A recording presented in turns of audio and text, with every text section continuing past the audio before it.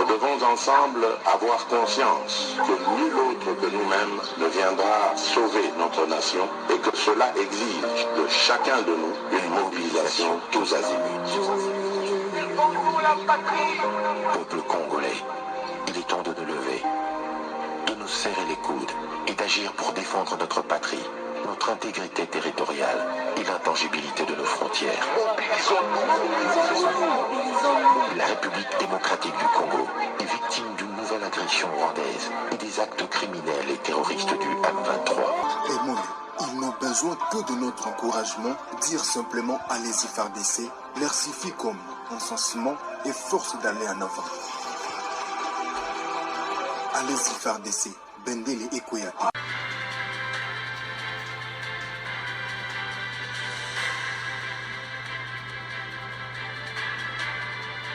Bonsoir, bonsoir, bonjour, c'est Congo News 24. Bande Konanga, comme toujours avant de commencer notre émission, nous disons merci à Dieu. Nous disons merci à nos chers abonnés et téléspectateurs qui nous suivent partout dans le monde et en RDC. Bande Konanga, soyez les bienvenus. À la une, chers téléspectateurs, on va commencer cette émission Bandeko. Oyo kake yindi na prison de Makala. Bandeko, oyo kaka procès en flagrance. Procès osama na Makala. Directeur de Makala, bazo lukise kaka bientôt aux arrêts. Et puis, ba témoignage devant Motamba. Présent na kati ya jugement. Bokoyoka, ba jeune ne bakoloba. Et puis, dossier magistrature et Motamba, ça continue. Parce que Motamba a toujours décidé, ba magistrat nyonso, bakozwa fimbo. Ezaya koinda, esi yindi. Deuxième point, chers téléspectateurs. Des révélations sur l'accord Bandeko, Kabila et CNDP. Yangonde problème toujours vivre les loups. Ba révélation est bimi. Bokoyoka bango moko PPRD. O bazala ikuna ba ekufunda Kabila. Balobi o nyonso toko vivre les loups. Eza Kabila. Eza yako inda esi yindi. Matche mobulu. Tout développer ma soul. Chers téléspectateurs, toko bande mission na biso sur Makala. Bande ko procès pour le moment zo salama. Alors na kati ya procès ba toucher ba dossier belé. Ba dossier wana yango zo mona ke ministre justice na ba magistrat bazo yo kanati. Alors na kati ya procès ba témoignage moko ezosa na pasi. Et puis selon bango bandeko eza bate bele bauti libanda bakoti baza ba prisonnier te mosusu. Donc directeur à prison aza complice na oyo salamaki. Et puis il y a d'autres autorités à Kinshasa oyo bako kanga bango. Ba jeune ba expliquer nde makambo ezalaki nde mouvement yaki na Makala na nde baolinga baamporte batu et puis na ndenge baketi na pavillon ya bana basi bakoteli bango mosu ba violé pas 10 personnes mosu a rencontre longi ya mutu mo lubi tata oyo ozomona tata oyo donc a reconnaître ye maza ozare mutu. Donc, situation moko, ils ça la passe.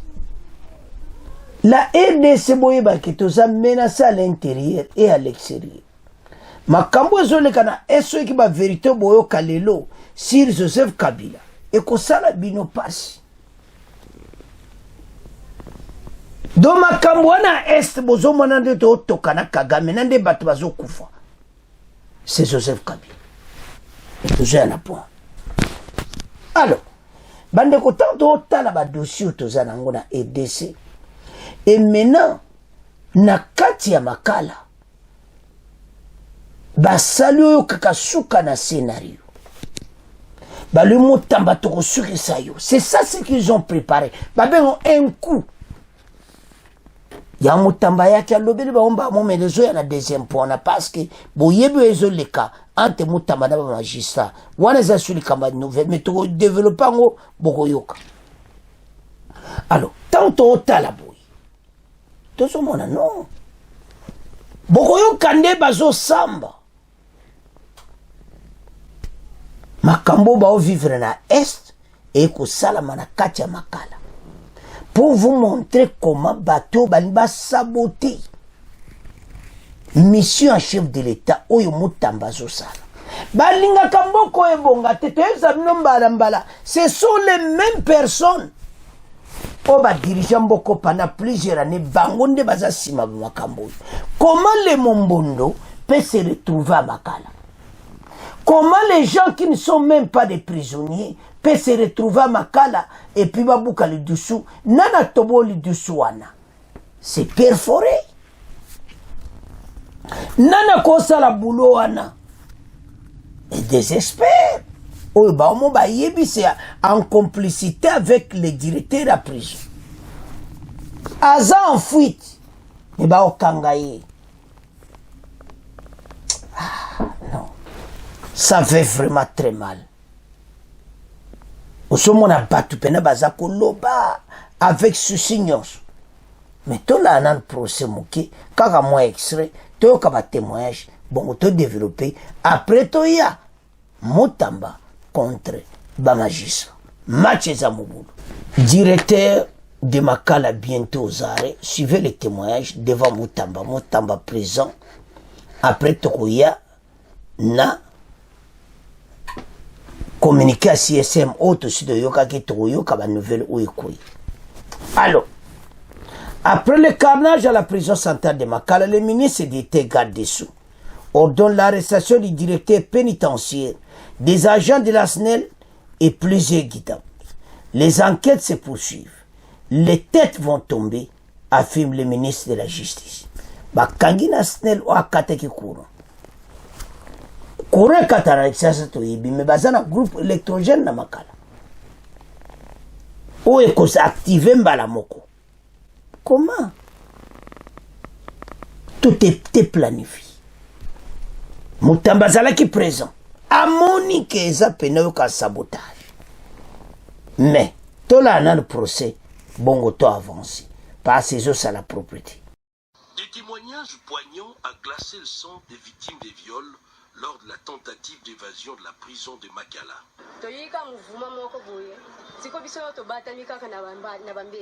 On a entendu un mouvement suspect, on s'est caché sous nos lits, ils sont venus pour nous prendre argent et téléphone. Ils sont partis et sont revenus par la suite pour nous dire qu'ils sont venus pour nous massacrer et nous violer. Confrontées à leurs bourreaux, certaines d'entre elles ont reconnu leurs présumés violeurs. Moi, c'est papa m'a pris et m'a enlevé mon sous-vêtement, à part ma ceinture que j'avais et que j'ai jetée hier, et je regrette ces gestes. 10 personnes m'ont violée, elles m'ont traîné jusqu'au terrain et j'ai perdu connaissance.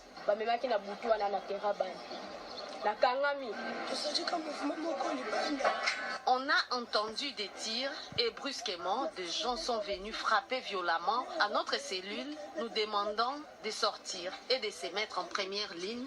On a refusé et ils se sont mis à nous violer.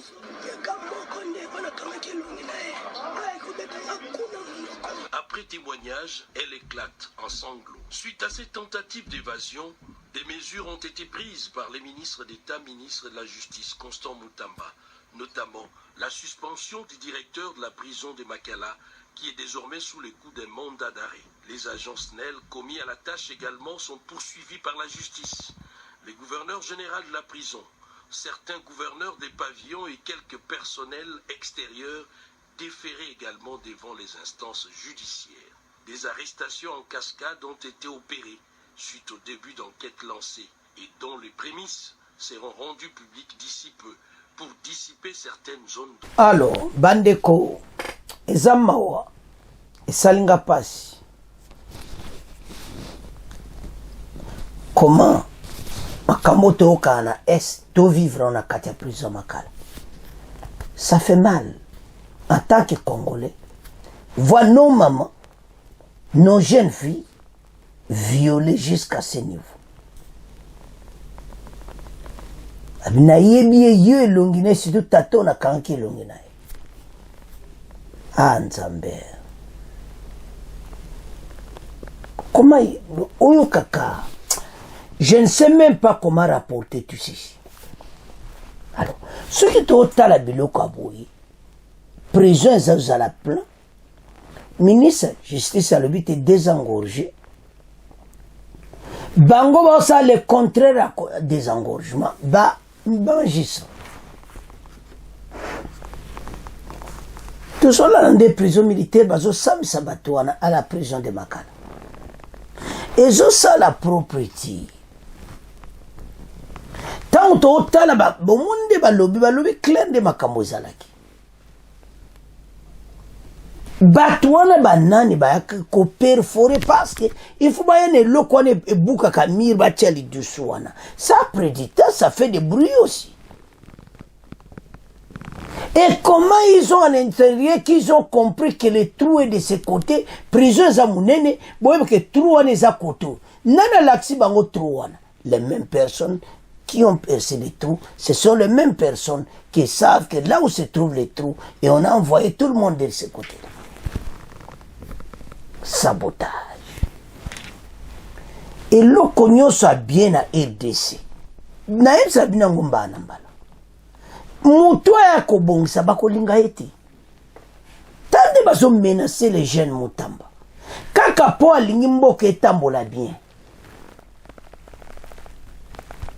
Mutamba kanga bango.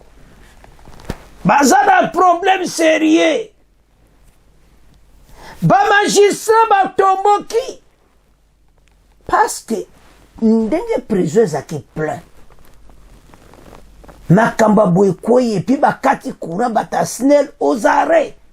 Bakangana batasnel tout le monde. Wa Mutamba, il a tout ordonné. Directeur à prison en cavale bako zoyer. Yé pera condamné à mort. Au monde peut ba pesi mbongo. Tala batu ba kufi ba pesi mbongo yé directeur à prison. Moi c'est ça. Alors, bah lui bientôt bah tiens ma boxe, je sais pas si va juillet. Mais l'autre ton le bezamoko.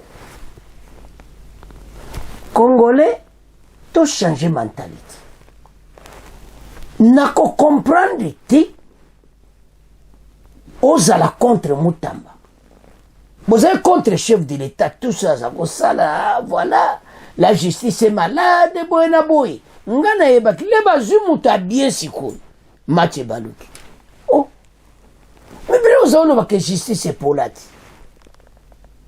Vous avez que justice faut bon sangot. Bon, ma justice muta bien, ma kambe bani de sous. Ah, ça me dépasse. Peuple congolais, toujours kende. Wapi. On dit chaque fois ici, tu as qu'à expliquer aux Congolais que ce n'est pas comme ça que tu as Samboka. Batoumo baso tambola avec dent pour dent, œil pour œil. Baso tambola na makamo comme un benamutu. Les pensées. Baso sala musala bien pour Namboka. Bino bozo mona Mutamba. Ce n'est pas Mutamba. Mutamba est au service du peuple. On est content de makambo que ce que kitoko na côté justice et bino bota la côté à Mabi. Comment les Mombondo se sont retrouvés à Makala? Comment ces gens-là qui ne sont même pas à Makala se sont retrouvés là-bas pour violer des gens? Ils ne sont même pas des prisonniers. Mathieu Zamoboulou. Tout a commencé avec un plan. Il y a le colazo désengorgé. Il y a le colazo bon sangwa mona qui y est pena ministre de la justice. Bon bah qui les bossone ba koralité to relaxai. Et ba relaxane binomoko. Et voilà là où nous sommes. Conseil supérieur magistrature ba ekoloba. Malonga za mabete. Mais le problème autope ça bon faute. On a désengorgé.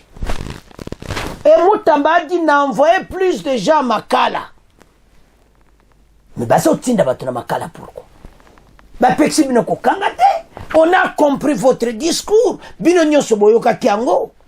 Mais to kotiela bino ngo boyoka ngo lisusu. Ebele boyoka kiango. Yé moko président cour suprême. Yé procureur général, procureur Moutalobaki. Près de la cour de cassation. Alors, biso ba boy batina tu ba kanga batu ezama be tout ça. Ba boy ko kangati. Même comme ministre justice botinda ba on a makalate dans de trouver une place même na prison ba police temporaire. Mabe wapi. Si basa la prison mususu. Parce que ça a besoin de désengorgement. Et Moutamba l'a même dit. Depuis que j'ai dit, depuis que j'ai fait le désengorgement, il y a plusieurs prisonniers ici qu'ils ont envoyés. Parce qu'ils sont contre toute procédure roagneuse. Mais les jeunes Moutambaza déterminés jusqu'à jamais. Il a dit qu'hier on continue Moussala, chef de l'État PCA, à Kobanga Moutute, et tous ces magistrats seront sanctionnés. Match Zamoboulou. Tolanda. Ozo le kantre bombale makamusu boyoka ki ba surprise musu boyoka awa pour match Zamoboulou. To megana kolanda ngol susu. Ndenge guerre entre ba mibale. To yoka côté na bango ya magistrat, to yoka Moutamba, bon to avancer masou. Parce que ça possibilité. Batelo quoi bien ce que y pour ça contre ngo pourquoi? En tout cas batato yo. Kaka batato basali 20 ans au pouvoir. Kaka na ba place wana, ils sont des magistrats toujours. Oya tale au service 20 ans de service, dona Kabila nde ba bandana ye et tous ces ont détruit ce pays. Vous allez payer ça. Totanga toyoka kotaba magistrature. Toyoka procureur général ndenge boyoka ki pango. Mais toyoka liswango mwa muki bon to me ko développer ma solo. Bande ko Moutamba za ko expliquer même armée na biso. Bato baza côté justice élève une nation. Moutamba zo na makamba kitoko. So talibatu. On va santé na bon. On dit que on a na prison, bazala qui na prison, mais on les a tout arrêté. Tous ces criminels, bien ordonnés, leur ba osam savon yo comme secret kobima, ba pesa son bongo, ba lo am se do salaboué, ba lo se mais les têtes vont tomber. Moutamba lo biango. Tanga la note na yo, les enquêtes se poursuivent, les têtes vont tomber, a fait ministre de la justice. Alors, maintenant, tu comme la deuxième partie. Ba magistrat na Moutamba. Moutamba sali binoni. C'est notre procureur général. Ce qui boyeba makambo oyo. Pourquoi pas? Bon, ba magistrat ba osam sabatona Gombe na Matete partout dans les pays. Bo salakiam. Pourquoi bozo sala mosiko? Et pourquoi ba pexi ko tinda batuna makala bozo continue ko tinda batuna makala? Toyoka bino d'abord, toyoka Moutamba, bon to développer masolo. Match za mobulawa et indika ke indaka. À tous et à toutes, bonjour. Guéguerre relancée entre le Conseil supérieur de la magistrature, CSM, et le ministère de la Justice et garde des Sceaux sur l'administration de la justice en RDC. Le bureau du CSM désapprouve l'interdiction du transfèrement des détenus préventifs à la prison centrale de Makala et à la prison militaire de Ndolo par le ministère de la Justice, accusant les magistrats d'être à la base de la tentative d'évasion des prisonniers par le fait de la surpopulation. Réunis mercredi dans la soirée à Kinshasa, le bureau du Conseil supérieur de la magistrature recadre le vice-ministre de la Justice. Selon le Conseil, la solution appropriée à la surpopulation carcérale tient à la fois à la construction de nouvelles prisons et maisons d'arrêt et à l'application stricte de la loi sur la détention ainsi que celle sur le régime pénitentiaire. Le vice vice-président du Conseil supérieur de la magistrature et procureur général près la Cour constitutionnelle, Jean-Paul Mukolo s'exprime. Contrairement aux déclarations faites lors des sorties médiatiques du vice-ministre de la Justice et garde des Sceaux, les magistrats ne sont pas responsables de la tentative d'évasion qui a eu lieu à la prison de Makala. Certes, l'arrestation est l'exception, mais devant la hausse de la criminalité dans la ville, les arrestations et les détentions opérées par les magistrats constituent une réponse légale et idoine pour sécuriser la population. En effet, le suspect et toute personne soupçonnée d'avoir commis une infraction ou violé la loi pénale. Demander au magistrat de ne pas l'arrêter ni le transférer à la prison constitue une violation flagrante de la loi et surtout une autre manière d'installer au sein de la société congolaise les règles de vengeance privée et la loi du plus fort. Les déclarations du vice-ministre de la Justice et garde des Sceaux sont de nature à exposer les magistrats à la vindicte populaire. Rappelons que la déclaration du Conseil supérieur de la magistrature est consécutive à une note circulaire du vice-ministre de la Justice signée le 2 septembre relative à l'interdiction des transfèrements des détenus préventifs à Makala et Ndolo. Le même mercredi, de retour de sa mission d'itinérance à l'intérieur du pays, le ministre de la Justice a visité la prison centrale de Makala tard dans la soirée et à nouveau, Constant Mutamba a enfoncé le clou contre les magistrats promettant des sanctions contre, d'après lui, les saboteurs des actions du chef de l'État qui font sortir clandestinement des prisonniers de Makala. On écoute le ministre de la Justice. Je viens d'atterrir et croyez-moi, je règle cette affaire dans 2 semaines maximum. J'ai alerté, tous se sont constitués contre moi. Voilà les résultats. Ça, c'est un sabotage des actions du chef de l'État et ça ne se passera pas comme ça. Chaque semaine, les magistrats envoient des détenus ici, à Makala, sans tenir compte de la capacité des cantonnements de ceux. Et ça, c'est injuste.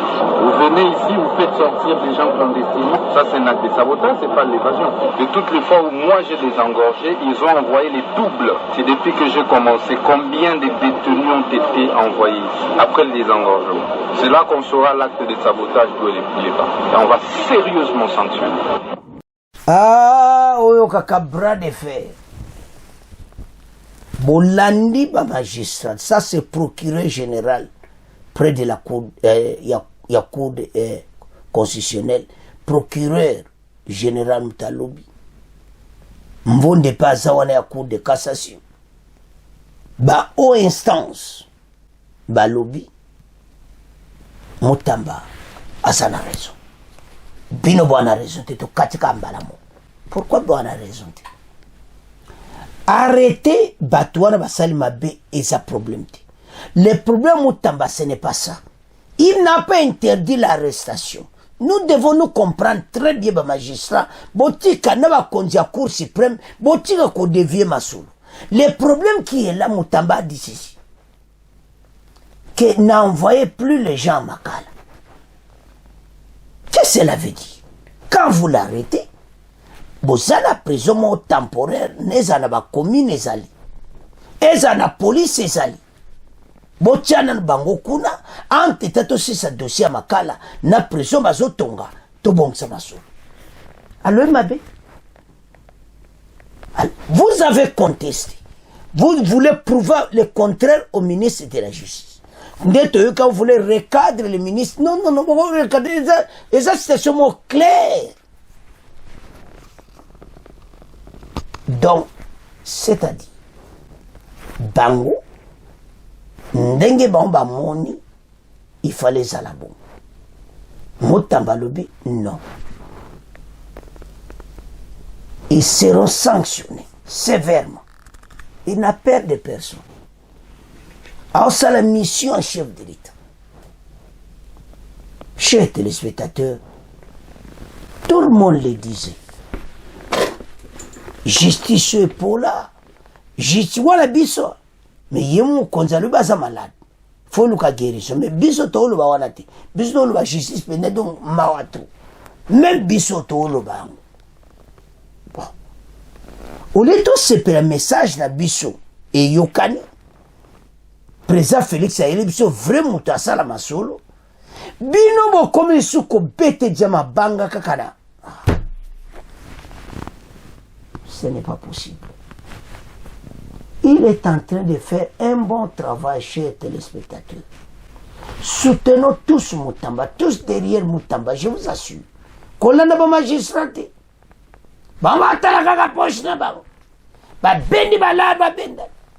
Ba liberté provisoire à l'Okuta. Ouais, bato, on va zongi makala.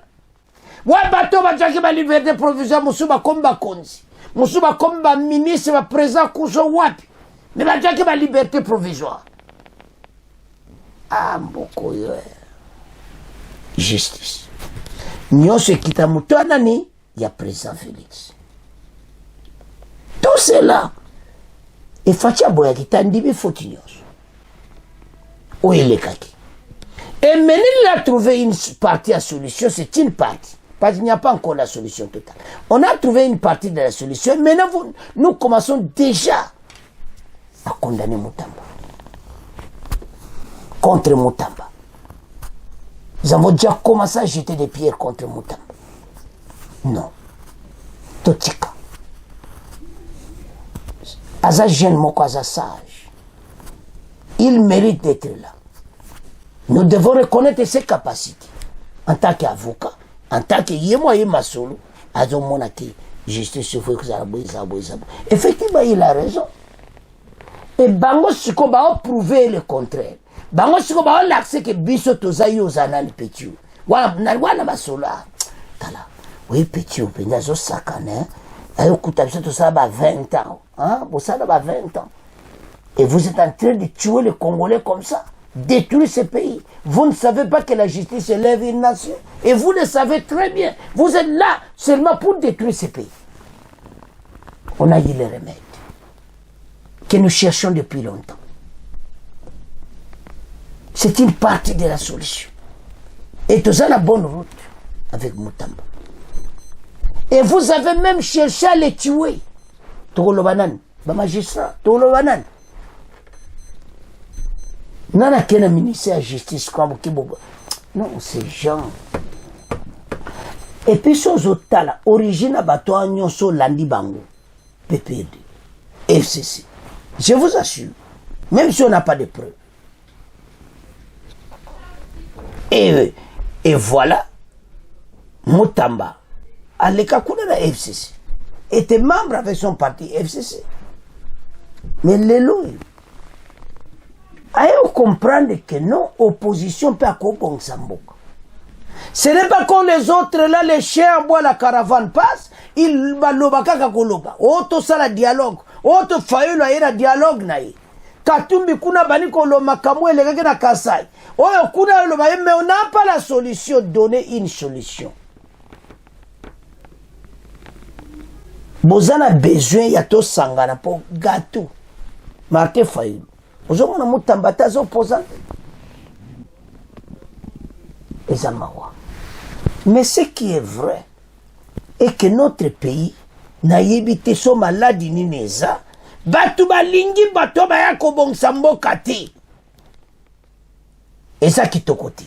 Ezo sala pasi na motema tao na landi bango na yoki bama na yo ndebo landi yango kasiko yango fali na tiele binango lisusu ba musu pete ba yoka kiango landango lisusu très bien yoka ba magistrat passe message wana ya CSM ezama yejisa ba pesi ba mbalo et puis yoka siko Moutamba comparer les deux messages. Moutamba a pleinement raison. Et nous allons vous supporter, tous les Congolais des 4 coins de la RDC derrière Moutamba. Voilà un message, il y a Congo News 24. Tu as allé à te supporter toujours. Sauf les Kamba bien, il faut te supporter. Après, bon, les journalistes nous ont supporté Moutamba. Oh. Donc, les journalistes, quand le baka mabé, je ne sais pas. Quand il y a de bonnes choses, il faut encourager. Wana, justice, de tika monabino, de comment kendena. Deuxième point. Chers téléspectateurs, avant même d'aller plus loin, ça me fait mal. Parce que, débat l'élo, ça vient même de la bouche, Yabato Bazala Kenakabi. Ils ont tout dévoilé. Babangité, balobi ke faute eza ya Kabila. Lelo makambo to vivre na Rwanda à l'est, c'est Kabila. Et ils ont même confirmé AFC c'est Kabila.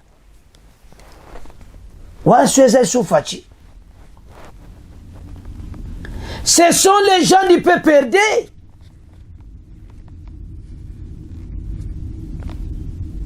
Baye Koloba.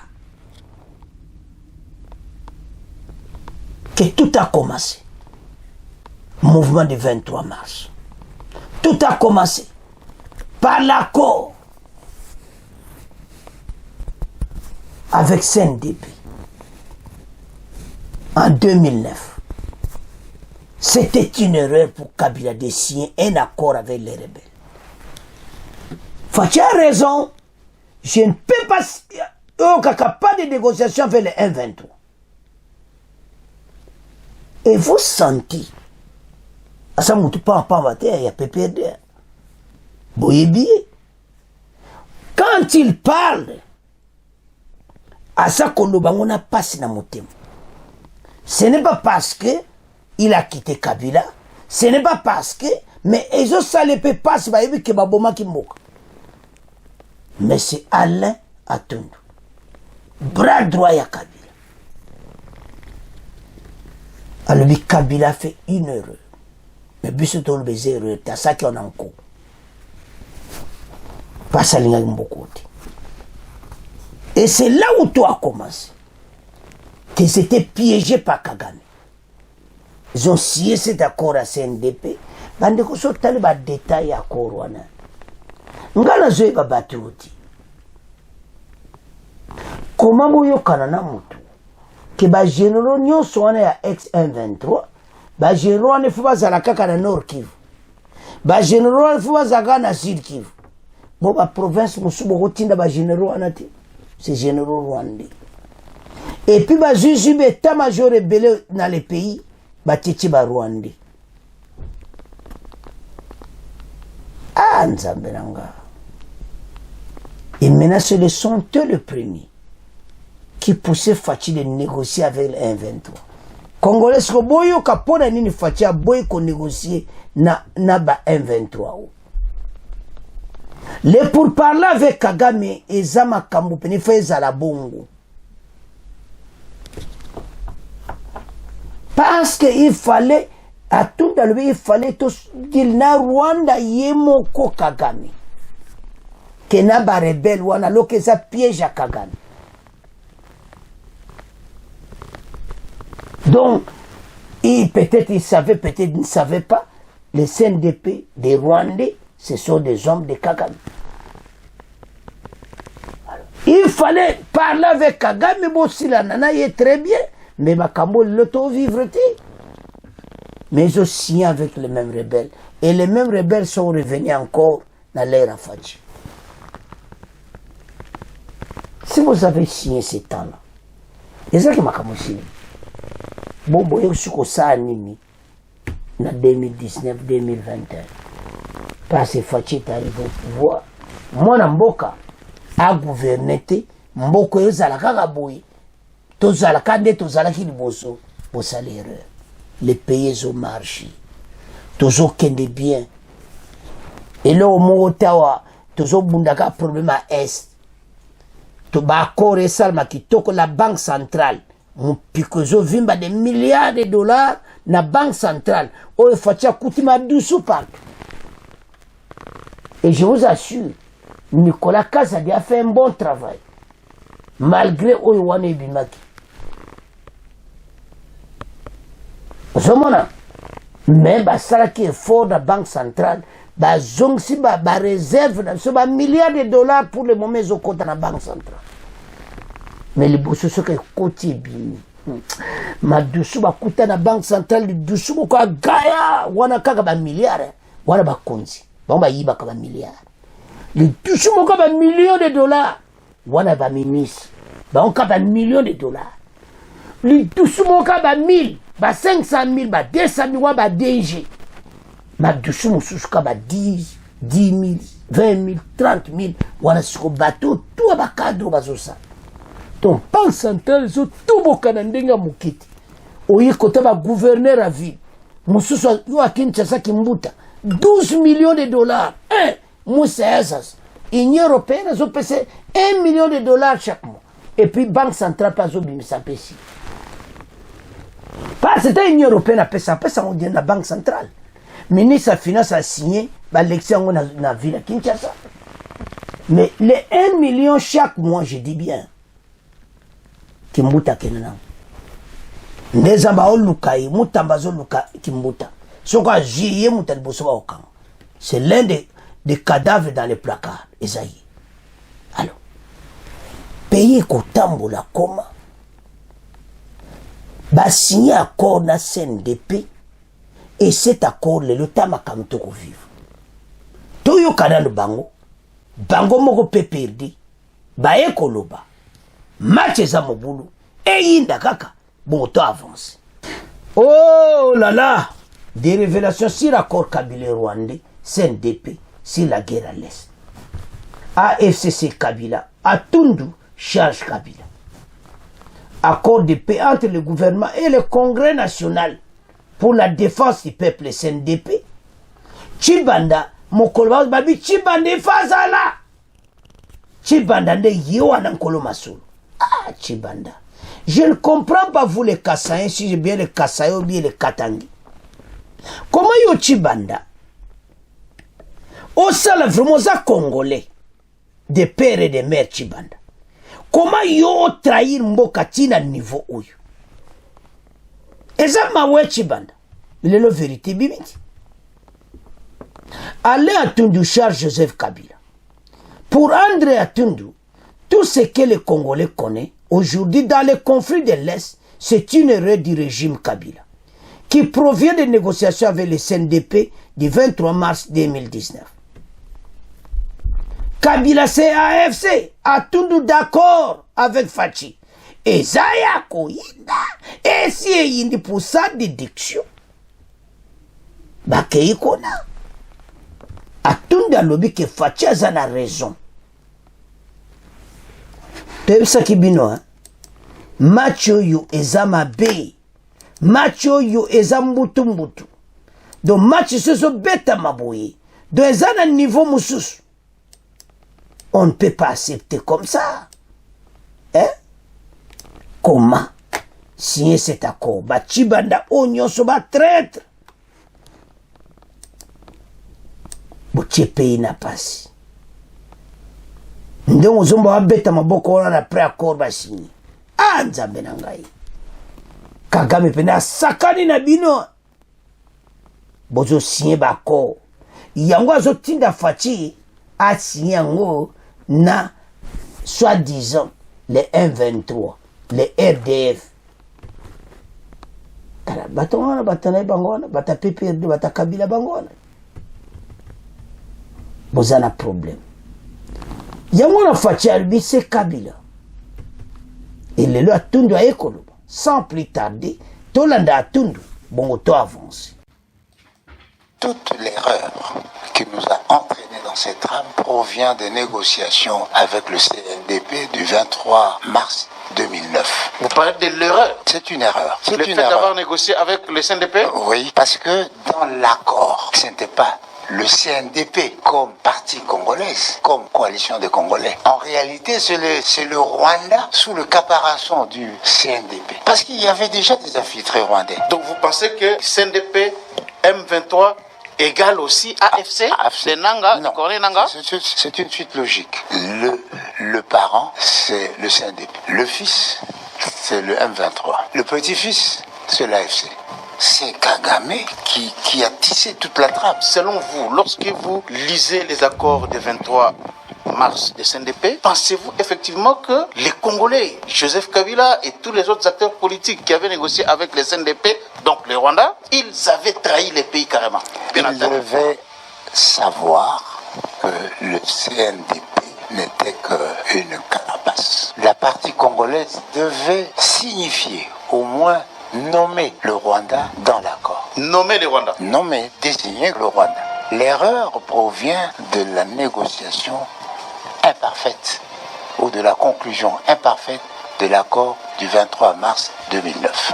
Lorsqu'on lit les accords du 23 mars, aujourd'hui, toute analyse politique est scandalisée de voir les contenus de cet accord-là. Alors, qu'est-ce qui pouvait justifier ça? Est-ce que c'était une ignorance ou bien c'était fait sciemment pour trahir? Donc la conclusion est celle-ci, c'est soit par naïveté, c'est soit par ignorance, ce soit par complicité. En tout cas, rien ne peut justifier la pertinence de cet accord au regard de l'évolution de la situation du pays. Donc ça signifie que le Congo a été piégé dès le départ. Dans l'accord du 23 mars 2009. Dès le départ. Si aujourd'hui Kagame a pu exiger qu'on mette le FDLR, qu'on mette en équation le FDLR dans les négociations, c'est parce qu'au départ, nous avions accepté cet accord de M23. Est-ce que c'est là qu'on voit effectivement ce que le président a dit que l'AFC est égal à Kabila et dans l'AFC? C'est une déduction. C'est une déduction. Le président a remarqué, beaucoup de gens du PPR, des FCC, des figures emblématiques, ils sont partis, des proches. Il n'y a rien. Et il doit y avoir certainement d'autres éléments. Chers téléspectateurs, Tolandi Bissonyoso, Atundu. Allez, Azana raisonnaille. Parce que Atundu soit comme le bango clairement que c'est l'erreur de Kabila. Mais il dit l'erreur, mais non, il a fait ça. Il savait. Tout cela. Aïbi que on soit sala, tous un problème sérieux. Et maintenant, quand Fachi dit AFC c'est Kabila, Atundu a le dit oui. Vous avez suivi. Tozo kende na makambo yo. Kabila aya zu pays na maboko. Azuba Rwanda nyonso atonti bango na ba poste. Akutala mboka neneko. Si Atundu aujourd'hui dévoile tout ceci, Yango Chibanda tala beaucoup futa. Chibanda vraiment un Congolais. Ozo teka vraiment mboka bo Chibanda. Ah, nzambe nangai. Le régime à Kabila makambo to vivre to lobaki yango ebimiti tant to lobaki oh bino lobaka Kabila bongo Fachi dazo siye ba korte oh mais Fachi boko siye accord na ba 123 parce que lui bakoya lisusu bino bo siye accord na bango za ba Jacques Kagame yango fo ba siye na yemoko Kagame po esala malisusu te atika pona libela. Donc, à ce moment on a aidé. De toute façon, c'est un limite à obéir. Le problème est FDLR. Mais, éco-salam, tous à la sûre, Kagamazoke na batnaï. Et puis, c'est la première et la dernière fois que je ma colonne a aidé. Tant on a le baboui, bande de Congo, Tika, Kagame, Tana, Bazo comme c'est une soukado au mur. Kagame arrivera à un temps où il ne pouvait même pas bouger. Tous ces impérialistes, Boibinde balinga ki Mobutu. Ah, Okomekate, maréchal Mobutu. Osimbi Mobutu, Osimbi Américain. Les lettres ça. Bango ba otala be intérêt na bande maxo les okini. Parce que toujours comme Kalate na 2030. Makambo ba voiture électrique zo comme makaminen. Mais biso des sources tango 70%. 60% ya ba batterie électrique et DC ne mutazana matière 60% ya production mondiale. Ba vous en aposa na biso. Ba ko tika tatawa. Tatana pour le monde ba ko utiliser ko benda ba kolto. Ba minéraux stratégiques. Ya on tira to loba que situation to parcourir na kata pays. Ba Congolais faut ba yeba source tango les sources za Kabila. So Kabila sala ki makambo asaki na bango te na date wana leo to na makambo STT. Bana goma bozona ndanga. Ba ekoloba lobi makambo nyoso bato bazo kufa na est. Atundu aya lobi c'est Kabila. Et puis, AFC c'était Kabila, oui. match eza mobulu quand même baza kofunda ye boye et puis Chibanda côté azobeta maboko nzambe mokili oyo quel cœur Chibanda motema na yo eza ndeni okena ba IDPS okaboli IDPS Chibanda to motema na yo eza ndeni vous allez payer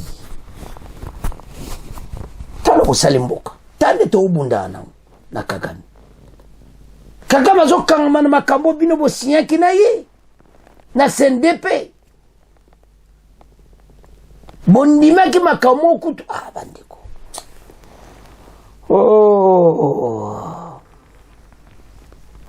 no bandimaka na bao makambo olemoso na tala ezosalanga pasi nde mwa osangana te je ne peux donc Mayele Silinga, comment vous pouvez accepter tout ça?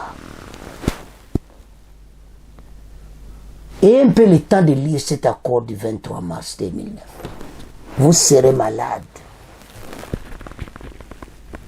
Alors qu'autour de Joseph Kabila, des docteurs, des professeurs à l'université, des docteurs. Mais qu'est-ce qu'ils faisaient? Kaka Ouyo. Dans millions de dollars, kaka na banque centrale. Ministre Nyoso Kabila, zaina na carte de crédit. Carte de crédit à BCC, à banque centrale. Basaka na mbongo mboka Ouyo. Piller ressources. Piller Nyoso. Vous allez payer. Mutamba azolu kabino nyonso somba interpellé bele ku jaba bani ko kima somba interpellé yo ba okanga bino nyonso. Voilà la situation. Et puis changement constitution je sais. Comment quand vous étiez en poste au sali ba dégâts boye ba kanga yote faut changer constitution pour ba kanga ba tout. Merci à Tundu. Malgré aux acquis nous à côté kuna, mais que aider ba Congolais à tout da bangité Kabila te, à lui qui yé muta causé sur ma cambonios. Ce Kabila sala qui ma cambona te, mais le lot vivre toujours vivre à est. Mais le to perdre 10 millions de Congolais. C'est quoi? Donc Kabila 10 millions de Congolais ma kila le quoi mutuna yo, au ba kufi na est. Pendant tout ce temps. Accord du 23 mars 2009. Le peuple souffre à l'Est. Le massacre de Kishish. Jour au jour, les Rwandais tuent. Jour au jour, Bazoboma Congolais. Atundu vient de confirmer. Tout ce que nous vivons, c'est Joseph Kabila. Chers téléspectateurs, ça fait mal. Je ne sais pas comment exprimer. Bandeko nano osabone te sabone na chaîne oyo. To elebne ben fois kitoko. To débattre ba vraie solution mboka. Parce yango nde mute bebisi mboka na biso. Akoro nde mute bomi mboka. Partager. S'abonner. Et je ça la passe la RDC. Alors, bana mboka. To comme na fait mission. Bon continuer ko s'abonner avant quitter bandeko. Aimer vidéo et puis s'abonner directement. Bon aimer vidéo avant de me quitter. Bon continuer, qu'on partage. Au revoir. À la prochaine.